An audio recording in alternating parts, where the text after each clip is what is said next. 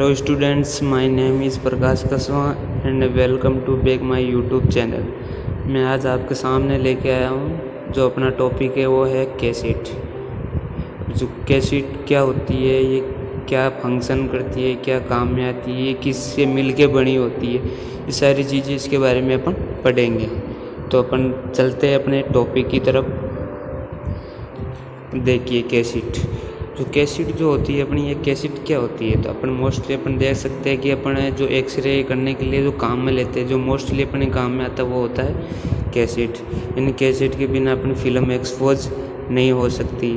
आजकल तो जैसे DI सिस्टम आ गया तो कैसेट थोड़ी थोड़ी अवॉइड होने लगी है, लेकिन जब अपनी कन्वेंशनल रेडियोग्राफी करते थे या CR में अपन जब रेडियोग्राफी करते हैं तो उसमें अपन को कैसेट ही काम में आती है। अपन को कैसेट के बिना अपनी फिल्म को एक्सपोज नहीं किया जा सकता।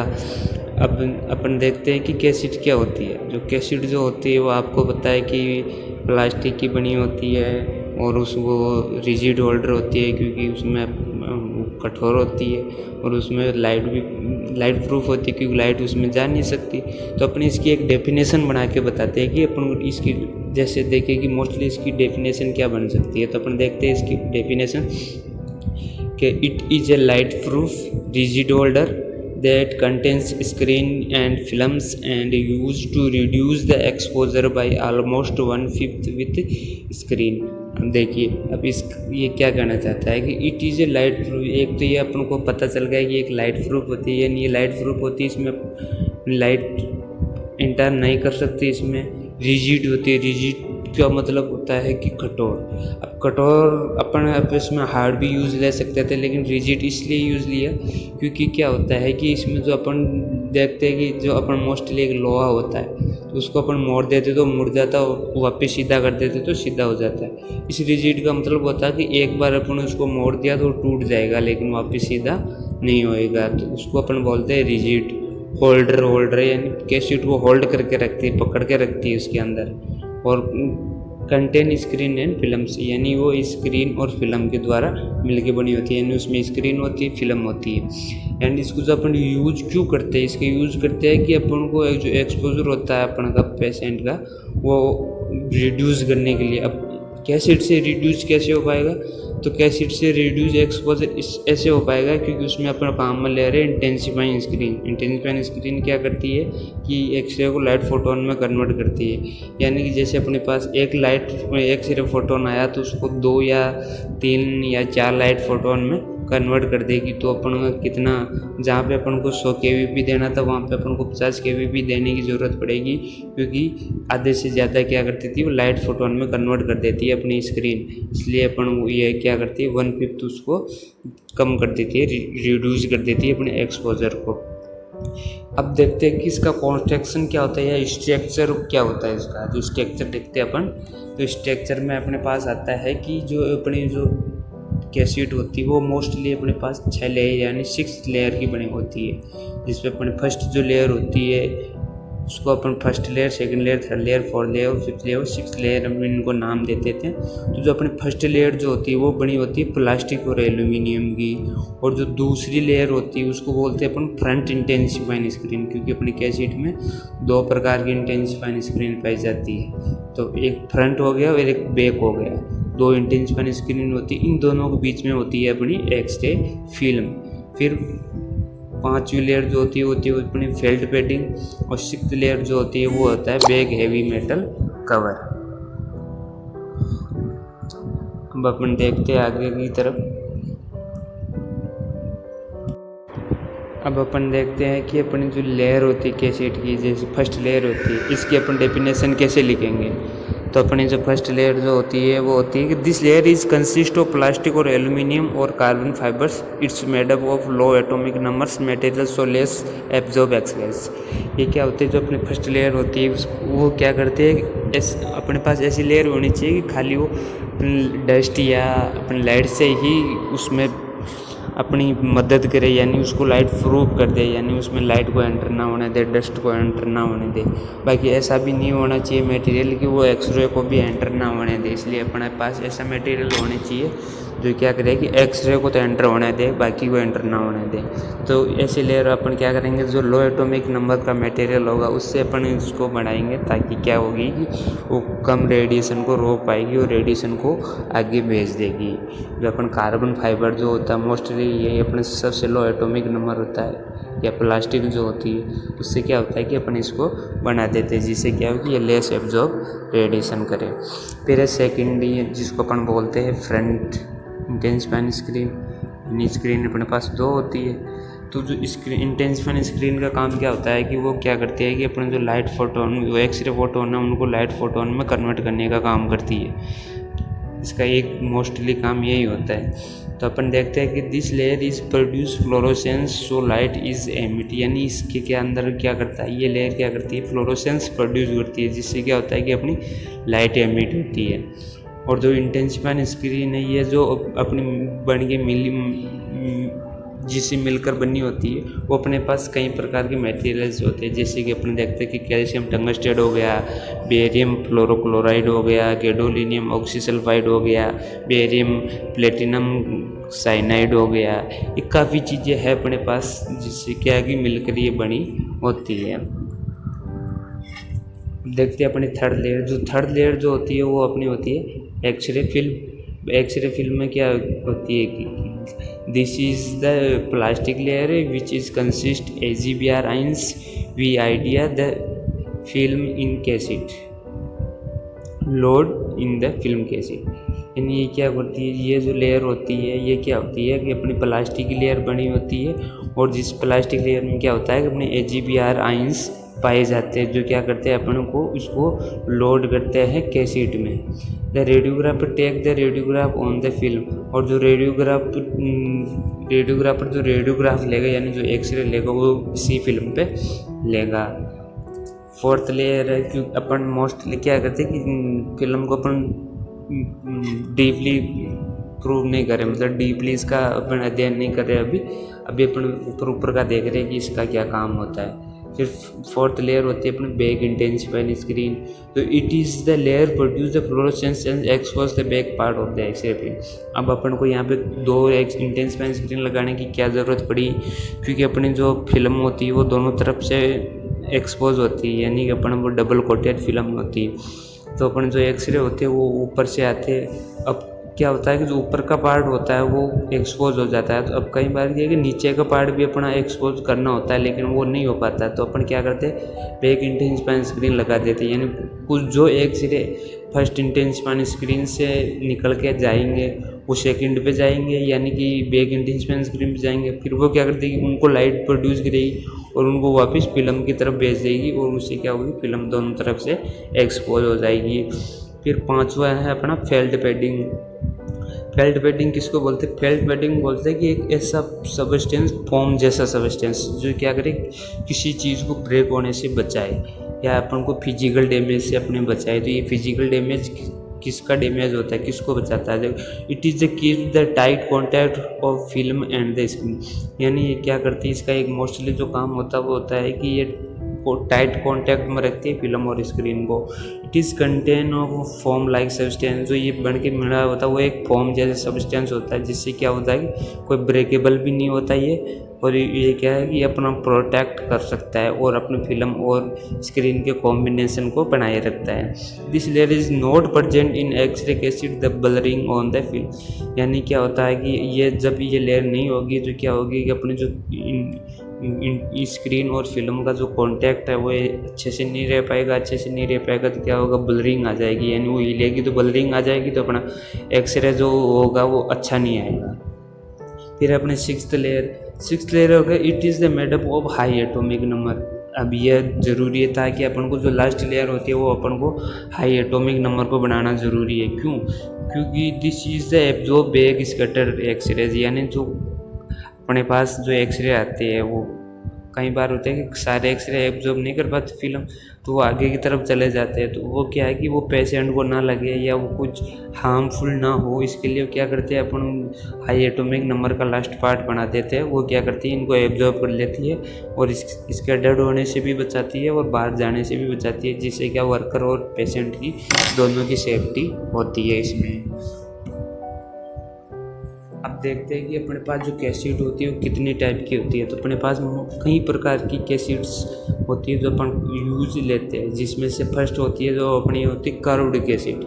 कर्व्ड यानी उसमें कर्व होगा, उसमें एक एंगल जैसा दिया होगा, मुड़ी हुई कैसेट होगी, जो क्या करते हैं कि अपन जैसे जिस तरह का अपना बॉडी पार्ट है उस हिसाब से अपन क्या करते हैं कर्व्ड कैसेट यूज लेते हैं।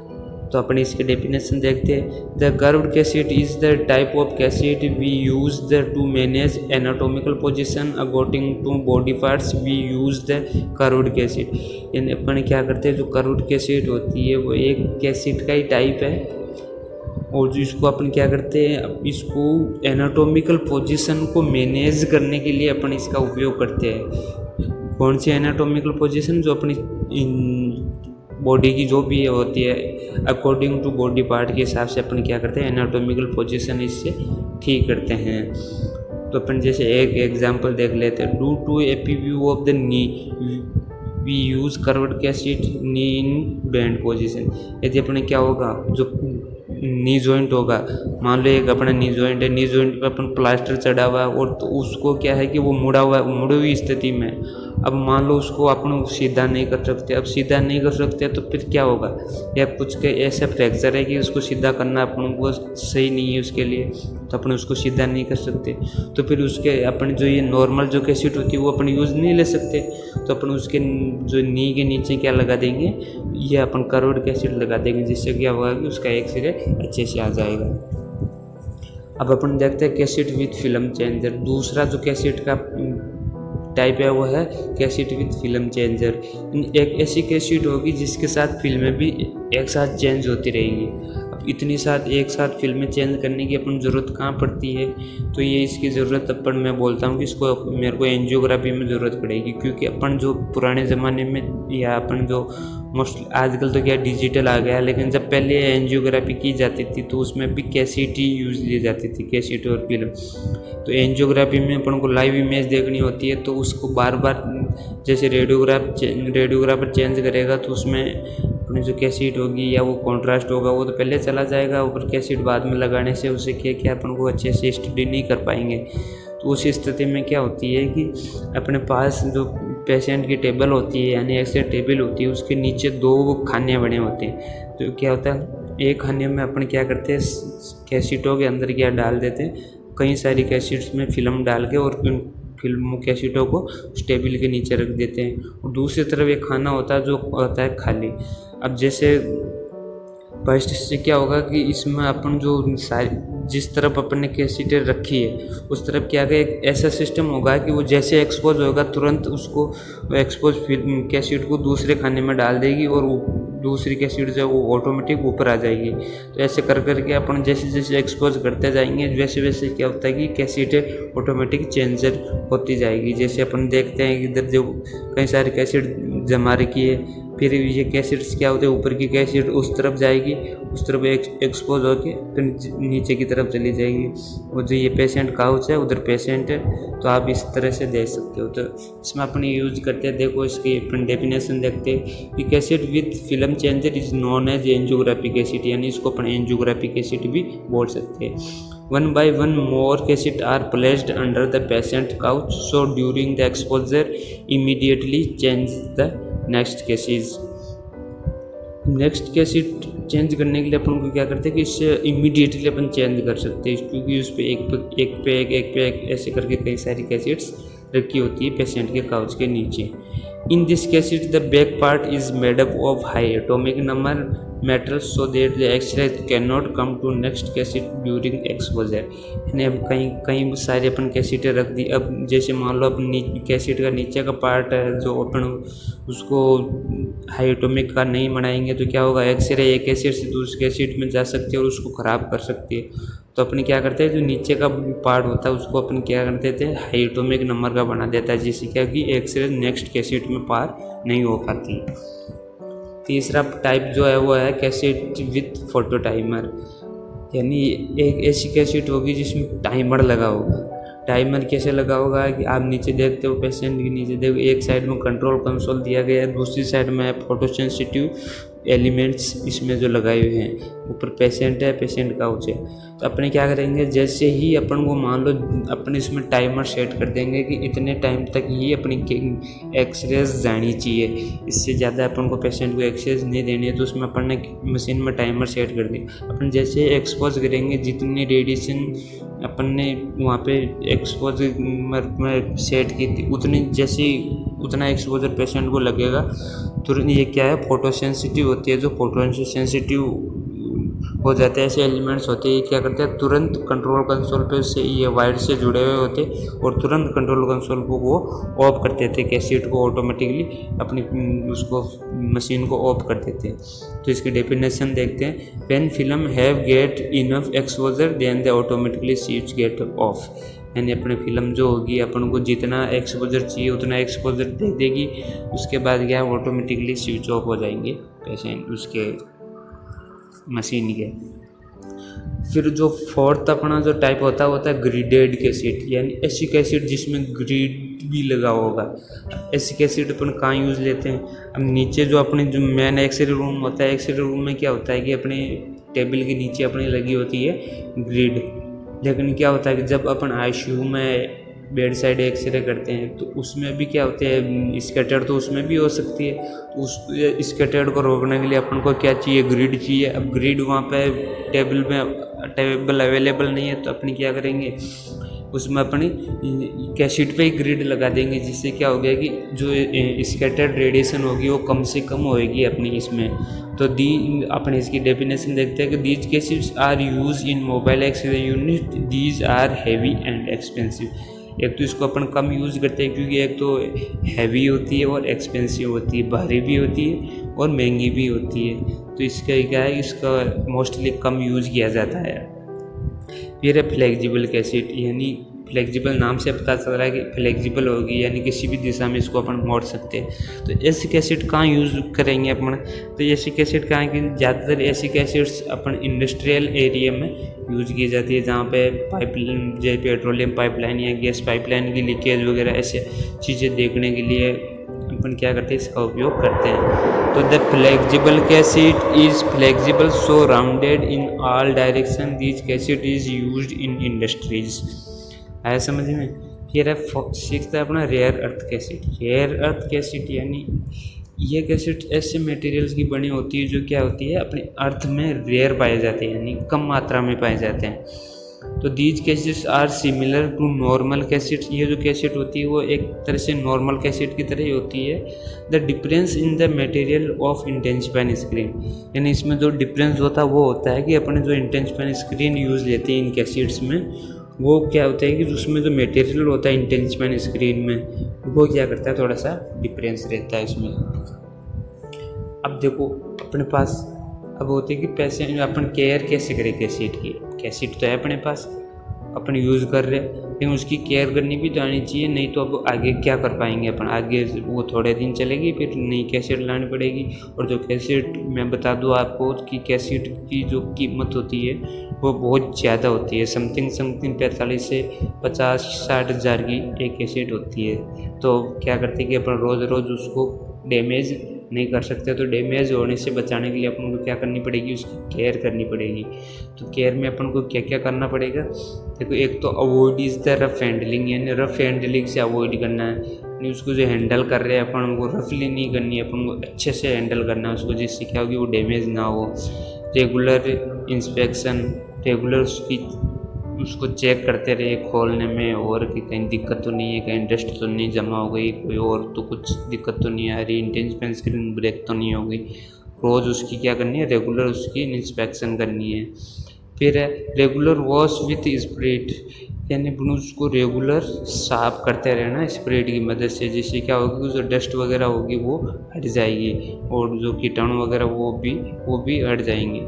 वैसे कीटाणु की इसमें कोई लेना देना नहीं, फिर भी क्या इसमें पैसे स्टाफ का भी थोड़ा सा फ़ायदा होएगा। लेकिन जो अपन डस्ट वगैरह जो होती है वो अपन को क्या करती है, अपनी इंटेंसिफाइंग स्क्रीन को ब्रेक कर सकती है। तो उसको ब्रेक से बचाने के लिए उसको रेगुलरली उसको साफ करना पड़ेगा अपन को। चेक क्लिप फंक्शंस, जो क्लिप फंक्शंस है यानी उसको जो उसके चारों कोनों पे क्लिप लगी हुई है जो उसको क्या करती है, कैसेट को बंद करने का काम करती है। उनको रेगुलर चेक करना होता है कि कहीं ढीली तो न हो गई, या प्रॉपर क्लिप कर तो रही है कैसेट को, या कहीं से खुला तो नहीं छोड़ रही, क्योंकि मान लो क्लिप सही नहीं होगी उसमें और अपनी फिल्म डाल दी और फिर वो एकदम से खुल गई तो उसमें क्या है, लाइट जा सकती है और उससे क्या होगी, अपनी फिल्म ख़राब हो सकती है।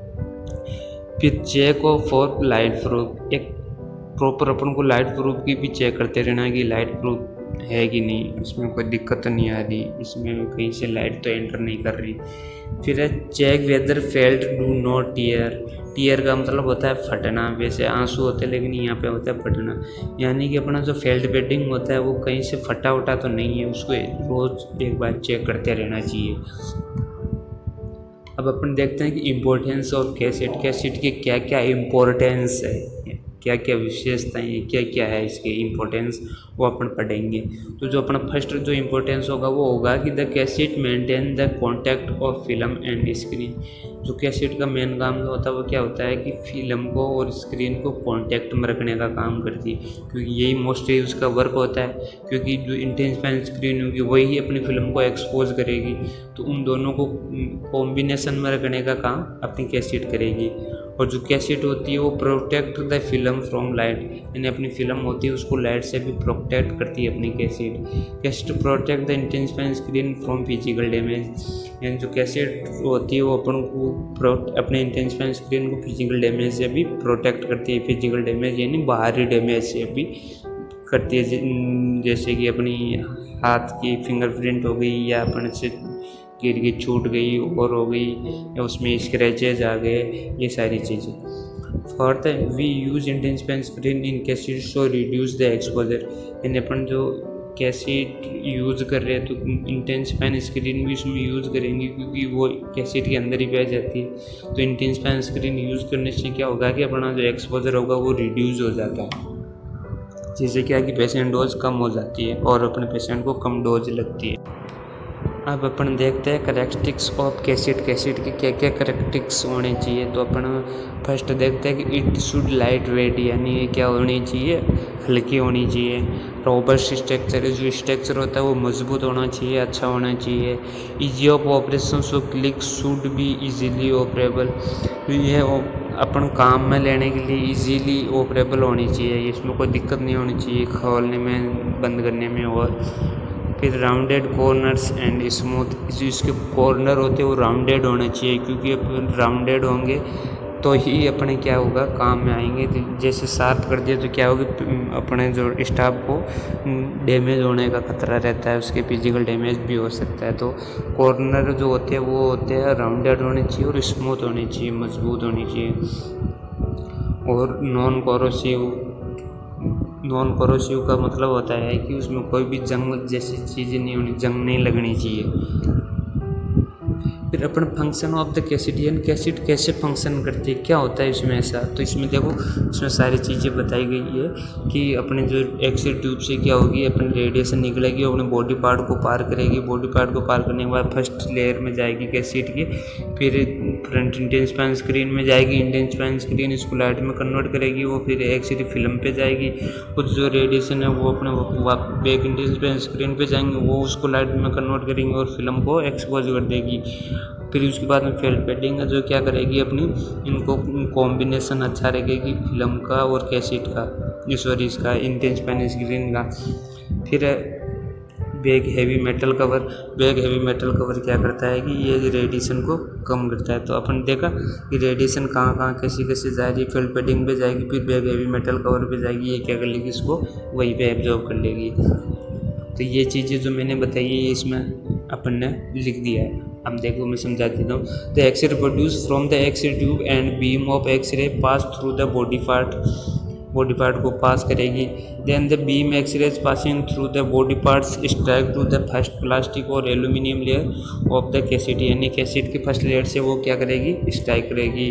फिर this transmitted x-rays then strike to front intensifying screen, the phosphor absorb x-rays and emit lights, यानी जो अपने इंटेंसिफाइंग स्क्रीन का फॉस्फर लेयर है वो उसको एब्जॉर्ब करेगी एक्सरेज को और लाइट एमिट करेगी। Some x-rays are absorb by the first intensifying screen will some excess pass through the film and reach the to back intensifying screen. यानी कुछ एक्सरेज को फर्स्ट इंटेंसिफाइंग स्क्रीन एब्जॉर्ब कर लेगी, लेकिन कुछ को क्या कर देगी, वो आगे भेज देगी, जो काम जाएगी अपनी बैक इंटेंसिफाइंग स्क्रीन, वो इसको एब्जॉर्ब कर लेगी। The back intensifying screen is also produce light and expose the X-ray film. और जो बैक इंटेंसिफाइंग स्क्रीन होगी वो भी अपन क्या करेगी, लाइट प्रोड्यूस करेगी और बैक पार्ट को, फिल्म के बैक पार्ट को एक्सपोज कर देगी। In this way inside the film produce latent image. इससे क्या हो, इस प्रोसीजर से क्या होगी, अपनी फिल्म पे एक इमेज प्रोड्यूस होगी जिसको अपन लेटेंट इमेज बोलते हैं। लेटेंट इमेज की डेफिनेशन होती है कि अनविजिबल इमेज, इनविजिबल, यानी ऐसी इमेज जो उसमें बन तो चुकी है लेकिन अपन आंखों से नहीं देख सकते, जब तक उसको डेवलप नहीं करते वो आंखों से अपन को नहीं दिखेगी, उसको अपन बोलते हैं latent image. Some excess pass through the fourth fifth layer of the cassette and the excess absorb by the sixth layer. यानी एक्सरे चार चौथी पांचवी लेयर को आगे ट्रांसमिट करती जाएगी और छठी लेयर पे जाके ऑटोमेटिक एब्जॉर्ब हो जाएगी। Thank you. कैसी लगी आपको ये वीडियो, लाइक करना, सब्सक्राइब करना।